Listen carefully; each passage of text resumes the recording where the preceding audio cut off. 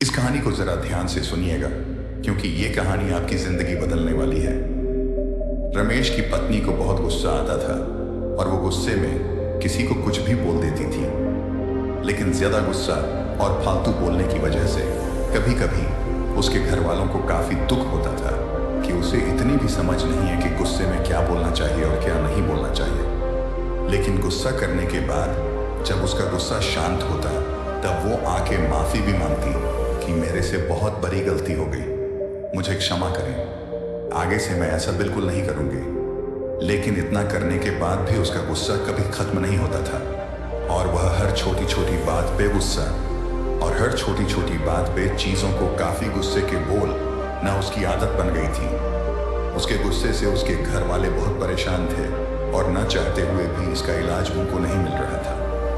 एक समय के बाद गांव के एक व्यक्ति ने उन्हें बताया कि नगर में एक महात्मा आए हुए हैं। सुना है उनके पास हर समस्या का समाधान है। आप सब क्यों ना अपनी बहू को लेके उन महात्मा के पास जाइए, क्योंकि वो सुना है कि वो हर समस्या का समाधान बड़ी ही आसानी से और सरलता से बता देते हैं। अगर आप सब वहां पे जाएं तो निश्चय ही आपकी समस्या का समाधान मिलेगा।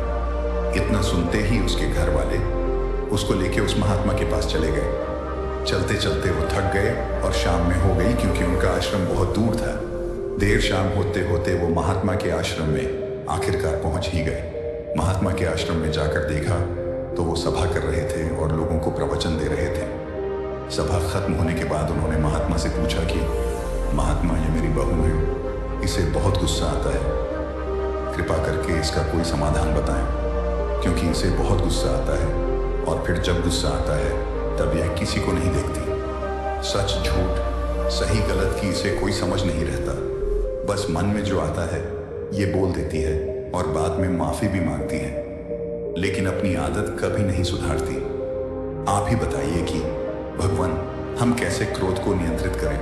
कृपया हमें इसका उपाय बताएं। महात्मा मुस्कुराए और बोले, एक कहावत है, क्रोध से पहले सोचो, उसे दोबारा उगलने से रोको। इसका क्या मतलब है? आप जरा खुल के ही बताइए, हमें ये बात समझ में नहीं आ रही। महात्मा फिर मुस्कुराए और बोले, मैं तुम्हें एक कहानी सुनाता हूं। ये कहानी निश्चय ही तुम्हारे सवालों के सारे जवाब दे देगी। एक समय की बात है, एक छोटे से गांव में एक बुढ़िया रहती थी। उनका नाम धन्या था। धन्या बहुत ही प्यारी और दयालु महिला थी, लेकिन एक समस्या उनके गुस्से की थी। वे छोटी छोटी बातों पर बहुत जल्दी गुस्सा हो जाया करती थी। जब उसे गुस्सा आता तो कभी नहीं देखती उसके सामने कौन है और कौन नहीं। वो सबको गुस्से में अपने से छोटा ही समझती थी। बुढ़िया जितनी गुस्सैल थी उतनी ही लालची थी। उसके मन में धन और पैसों को लेकर अपार लालच था। एक समय बुढ़िया के पास खाने को कुछ नहीं बचा और वो पैसे भी नहीं कमाना चाहती थी, तो उसके मन में तरकीब सूझी। उसे याद आया, गांव में मेला लगा है, क्यों ना इस मेले से कुछ लाभ लिया जाए। धन्या ने सोचा कि यह एक अच्छा मौका है कि उनके गुस्से को कुछ सीख मिले। उन्होंने गांव के लड़कों को बुलाया और कहा, मेरे पास एक चुटकुला है, अगर तुम मुझे हंसाओगे तो मैं तुम्हें एक सिक्का दूंगी, लेकिन अगर तुम मुझे हंसा ना पाओगे तो तुम्हें मुझसे 2 सिक्के देने होंगे। अब बुढ़िया अंदर ही अंदर बहुत खुश हो रही थी कि इन बच्चों को बेवकूफ बना के अब मैं पैसे भी कमा लूंगी और मेरा काम भी चल जाएगा। इन्हें भला क्या पता लगता है, बच्चे तो वैसे ही चुटकुला से हंसते हैं। लड़के राजी हो गए। धन्या ने चुटकुला सुनाना शुरू किया, परंतु उनकी बुद्धि इतनी तेज थी, वे सब उस बुढ़िया के बारे में अच्छी तरह जानते थे कि वो लोगों को बेवकूफ बनाती है और वो धन की कितनी लालची है। इसलिए सभी लड़के मिलकर पहले से ही प्लान बना लिए थे कि हमें इसके चुटकुले पर हंसना नहीं है और जो मर्जी हो जाए, हमें बेवकूफ नहीं बनना है। बुढ़िया ने उन लड़कों से पूछा, क्या तुम सभी तैयार हो? लड़कों ने जवाब दिया, हाँ बिल्कुल, हम सब तैयार हैं, आप चुटकुला सुनाओ। फिर बुढ़िया ने एक मजेदार चुटकुला सुनाया, लेकिन किसी भी लड़के ने थोड़ी सी भी हंसी नहीं निकाली। बुढ़िया थरी सहमी, लेकिन उसे 2 सिक्के डबल देने थे, इसीलिए उसने दे दिया। उसके मन में उपाय आया। उसने मन ही मन सोचा वो इससे भी बेहतर चुटकुला सुनाएगी और पक्का सबको हंसा के ही मानेगी। इस बार बढ़िया ने फिर एक चुटकुला सुनाया, लेकिन इस बार भी कोई लड़का नहीं। अब बढ़िया थोड़ा गुस्से में आ गई। वो जितनी बार भी चुटकुले सुनाती, गांव में से कोई भी लड़का नहीं हंसता। वे फिर सब धन्या के चुटकुले पर हंसने के बजाय अपनी हंसी को दबा लिया। उसके बाद धन्या ने एक बार फिर कोशिश की और फिर बार बार, लेकिन हर बार उनके पास 2 सिक्के देने ही पड़े। अब उसके पास कोई चारा नहीं बचा। अंत में बुढ़िया ने जीतने भी सिक्के लिए थे उन लड़कों को दे दिए और वहां से रोते रोते चली गई। उसने सबक लिया कि आज के बाद वो गुस्सा करना छोड़ देगी। इससे धन्या ने सीख ली कि गुस्सा करने से केवल नुकसान होता है। उन्होंने गुस्से को कम करने का निर्णय लिया और अब उनके गुस्से की बारीकी से संभाल रखते थे। उन्होंने समझ लिया कि हंसी और प्रेम के माध्यम से वे अपने आप को और अपने आसपास के लोगों को खुश रख सकती थी।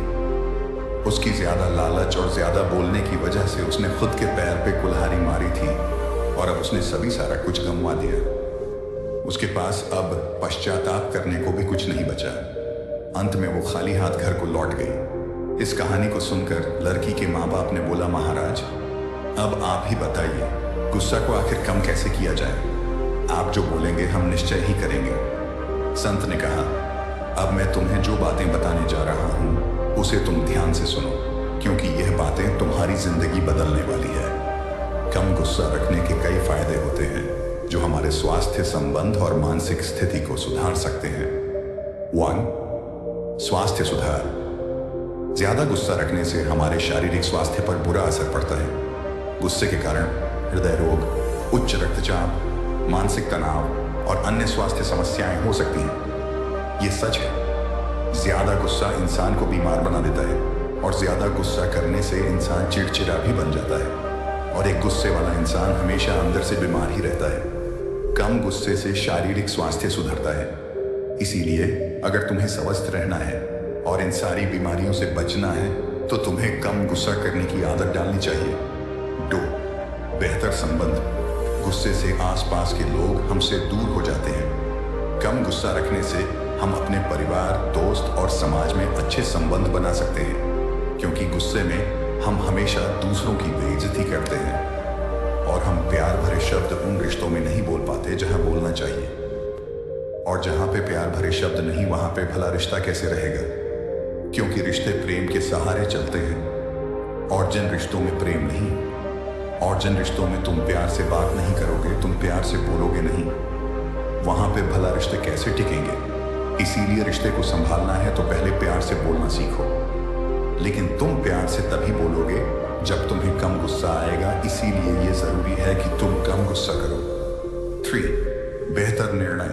कहते हैं एक अशांत मन कभी भी सही फैसला नहीं ले सकता। इसलिए सही फैसला लेने के लिए मन का शांत होना जरूरी है। लेकिन मन तभी शांत होगा जब तुम्हें गुस्सा कम आएगा। जब तुम्हें गुस्सा आएगा तो मन हमेशा तुम्हारा अशांत रहेगा।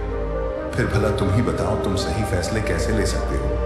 और जब तुम सही फैसले नहीं लोगे तो भला वह जिंदगी का मतलब क्या है?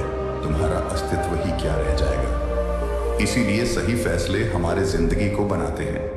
गुस्से में हम अक्सर उचित निर्णय नहीं ले पाते हैं। कम गुस्सा रखने से हम ठीक से सोच सकते हैं और बेहतर निर्णय ले सकते हैं। 4. मानसिक शांति। जब हम गुस्से में होते हैं तो हमारी मानसिक स्थिति पर अच्छा प्रभाव पड़ता है। कम गुस्सा रखने से हमारी चिंता कम होती है और हमें शांति का अनुभव होता है। ज्यादा गुस्से में होने से हम अक्सर उच्च स्थितियों में नुकसान उठाते हैं। कम गुस्सा रखने से हम अपनी उच्च स्थिति और सम्मान बनाए रख सकते हैं। इन सभी फायदों से स्पष्ट है कि कम गुस्सा रखना हमारे जीवन को कई तरह से सुधार सकता है और हमें एक सकारात्मक और स्वस्थ दिशा में ले जा सकता है। इतना सब सुनने के बाद लड़के ने कहा, मुझे समझ में आ गया कि कम गुस्सा होने के कितने सारे फायदा है। आप अब कृपा करके आप मुझे ये बताइए कि गुस्सा को कम किया कैसे जाए, क्योंकि अभी के लिए ये सवाल जरूरी है। फिर महात्मा ने बोला, तो सुनो। उन्होंने कहा, अभ्यास, ध्यान और चुप रहना। अगर तुम तीनों चीजों को करोगे तो तुम निश्चय ही गुस्से पर विजय पालोगे। जब भी तुम्हें लगे कि तुम गुस्सा करने वाले हो तो तुम बस 10 सेकंड के लिए बोलने से पहले चुप रहो। अपने मन को यही बताओ और समझाओ कि तुम 10 सेकंड तक कुछ नहीं बोलोगे। उसके बाद तुम वहां से हो सके तो चले जाओ। गुस्से में अगर तुम उस जगह को छोड़कर कहीं और चले जाते हो तो तुम निश्चय ही उस पर विजय पालोगे और बिना कुछ बोले तुम वहां जीत जाओगे। और ये तभी होगा जब तुम ध्यान करोगे और जब तुम हर दिन इस बात का प्रयास करोगे। अगर तुम ऐसा कर पाते हो तो तुम्हारी विजय निश्चित है। फिर उस लड़के ने महात्मा का धन्यवाद कहा और वहां से चला गया। उसके जीवन सच में बदल गई। बाकी ये वीडियो आपको कैसी लगी आप हमें ज़रूर बताएं, और किसी भी तरह का सवाल है तो आप वो भी हमसे पूछ सकते हैं। तब तक हम आपसे मिलते हैं ऐसे एक और मज़ेदार कहानी के साथ अगले दिन। धन्यवाद।